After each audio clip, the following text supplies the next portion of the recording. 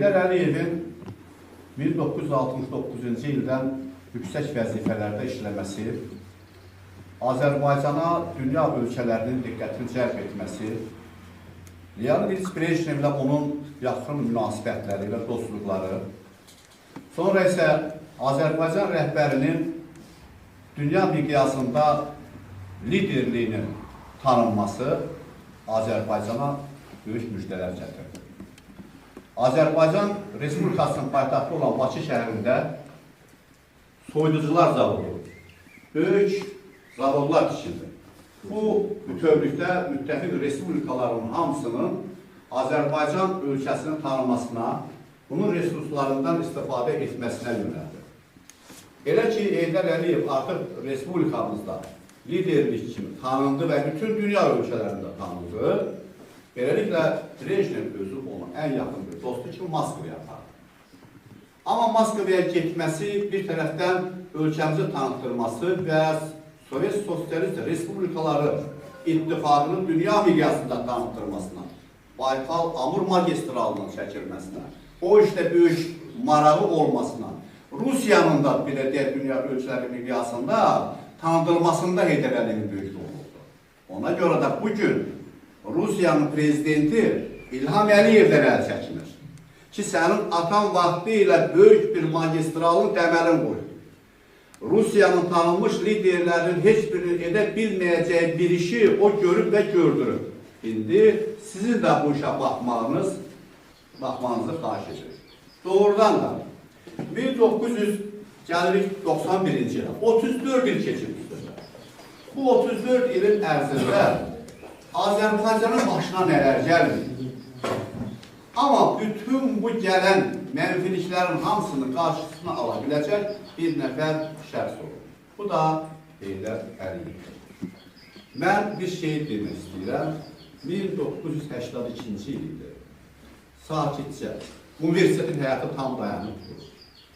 Bir dənə maşın heç kimsiz məktəbin həyatında, universitetin həyatında dayanmaqla bütün binamı, belə deyim, hər tərəfdən qorundu. Hamı qorxuya düşdü ki, söhbət düzlük etməyən insanlardan gedirdi. Düz işləmək lazımdır. O bina şəxsin birinci mərtəbədən 5-ci mərtəbəyə qədər universitetə qalxması, düşməsi, getməsi 10 dəqiqə çəkdi. Mən sizi inandırıram ki, 100 nəfərə qədər adam həmin ali məktəbə öz gücünə daxil oldu. Bayır onlardan gedirdi. Düzlük hər şeyi kəsir. Düzlük etməsən, nəyi qazanmışsansa o sənin əlindən çıxacaq. 1993-cü il. Azərbaycanın bütün rəhbərləri, rəhbəri vaziyədə başda olmalı, bütün liderlər ayağa qalxıb, xahiş edir ki, Azərbaycanın yiyəsi yoxdur. Əbülfəz Elçibəy özü etiraf edir ki, mən zəng edirəm, Daxili İşlər Naziri mənə cavab vermir. Zəng edirəm, Müdafiə Naziri, başqaları heç biri məni saymır. Bir şəxs lazımdır ki, bu ölkəyə başçılıq edilsin, yiyə çıxsın. Ona görə də başda elə Bəxtər Vahabzadə olmaqla ağsaqqallarımız toplaşır. İsmail Şıxlı kimi şəxsiyyətlərimiz buradan bəri Naxçıvana gedir, Naxçıvandan o şəxsi götürür, gətirir bir aydan Bakıya və onu Azərbaycanın rəhbəri təmin edirlər ki, o xalq buna inanır. İnandığımız adamı rəhbər seçməliyik. O adam isə elə deyək, tək qanunu tətbiq etməlidir. Qanun tətbiq olunursa, o adamdan heç kim narazı qalmamalıdır. Biz Azərbaycanlıların günahı nədir? 1991-ci ildə Heydər Əliyevi qovurlar. Moskvadan gəlir Bakıya, Bakıda bizim dırnağı içərisində baş bilənlərimiz onu qəbul etmir. Əksinə, Gürcistan Şıvardan seni qəbul etdik, biz onu qəbul etməliyik Azərbaycanda rəhbər. Göndərməməliydik Naxçıvana.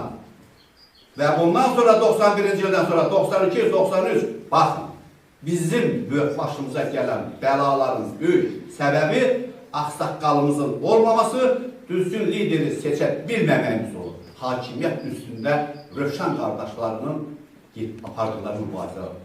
Daxili savaş olur, daxili mübarizələr olur.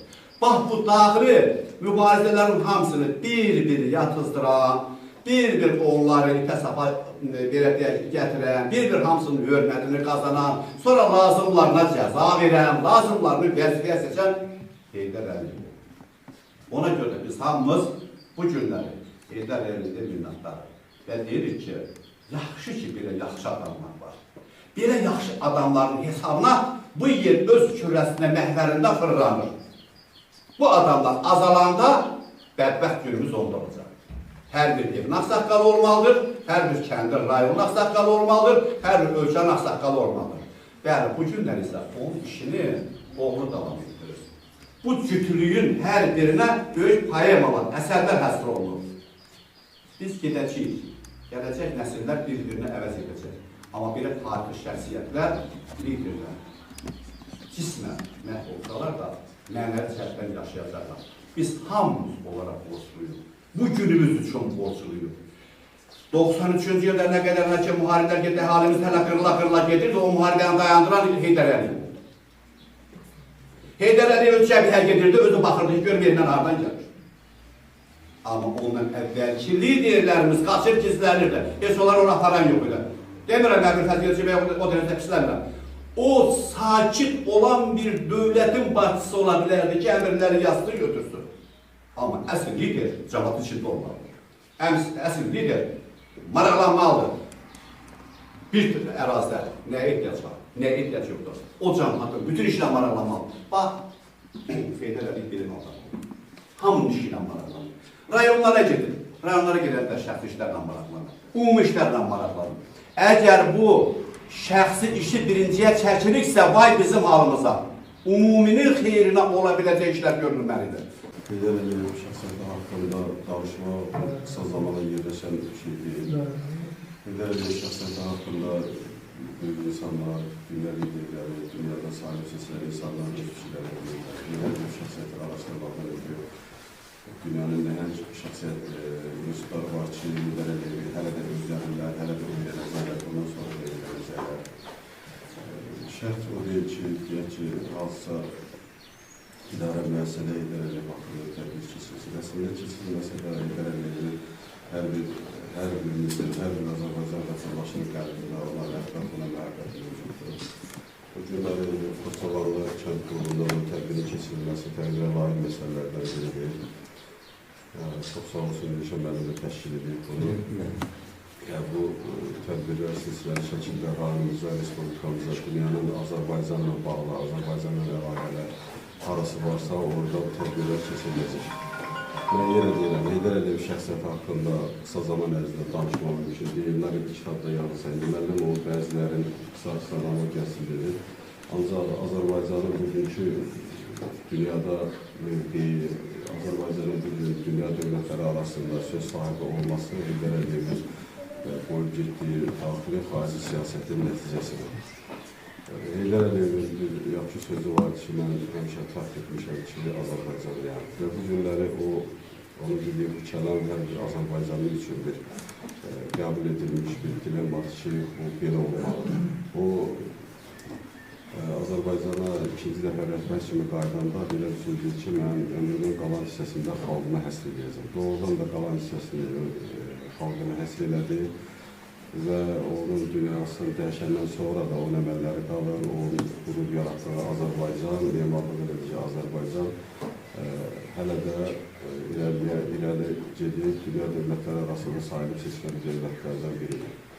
Allah Heydər Əliyevə rəhmət edesin. O bizim xalqımızın qəlbində həmişə yaşayacaq. Mən vaxtınızda çox almaq istəmirəm. Çox sağ olun diqqətinizə görə və gəldiyinizə görə. Sağ olun. Mən də təşəkkür edirəm gəldiyiniz üçün. Sizlərə çox sağ olun deyirəm. Bugün ümumi lider Heydər Əliyevin anadan olmasının 102 il dönümüdür. Yəni burada çox söz danışmaq olar. Onun hətta aslanlarla sığmayan işləri var. Yəni bizim üçün ancaq bir şey, yəni var ki, bugün dəmir yumruğu bizim Ali Başkomandan cənab İlham Əliyev var. Yəni bugün biz fəxr edirik ki, yəni belə bir oğul yetişdirib bizim vətənimiz üçün, bizim xalqımız üçün, bizim cəmiyyətimiz üçün. Mən də yenə də sizə təşəkkür bildirirəm. Tədbirdə iştirak etdiyiniz üçün çox sağ olun. Vətən oğlu ata oldun bizə sən, ata kimi qayğımızı çəkirdin. Millət rahat xumarlanıb yatanda, yuxun bir an quş yuxusu olurdu. Ölkə olduq sən arzuna çatanda, bir əlin od, bir əlin su olurdu. Millət rahat xumarlanıb yatanda, yuxun bir an quş yuxusu olurdu. Sən mənə anasan, anadan əziz, sənə məhəbbətim dənizdir dəniz. Ömrümün bir anı keçməsin sənsiz. Ey mənim varlığım, qəlbim, vicdanım, mən sənə qurbanam, Azərbaycanım. De neymət varımdır səndə olmayan, sərvətdən, qudrətdən yoğrulmayan, sönməz bir məşəlsən, şərqə nur yayan, qara qızılındır damarda qanım, eşqinlə dolanır Azərbaycanım. Vurulur bir dəfə hüsnünə baxan, göy göllə, kəpəzlə bəzənib yaxan, Füzuli şeirini oxuyanda xan, dünyaya yayılır sözün dastanın, sən də ucalırsan Azərbaycanım. Sən oldun bu xalqa ümid və güvən, sən oldun dar gündə köməyə yetən, ulu bir sərkərdə, ulu bir öndər. Yazdı tarixlərə ad sanımızı, tanıtdı dövlətə vicdanımızı, ulu bir sərkərdə, ulu bir öndər. Əlindən gələni xalqına etdi, ağ günə çıxarıb dünyadan getdi. Qoymadı desinlər, yolumuz bitdi, ulu bir sərkərdə, ulu bir öndər. Özündən sonra bir davamçı qoydu, onun da bu yolu Heydər yoludur. Haqq qarışsa da xalqı düşünən, ulu bir sərkərdə, ulu bir öndər.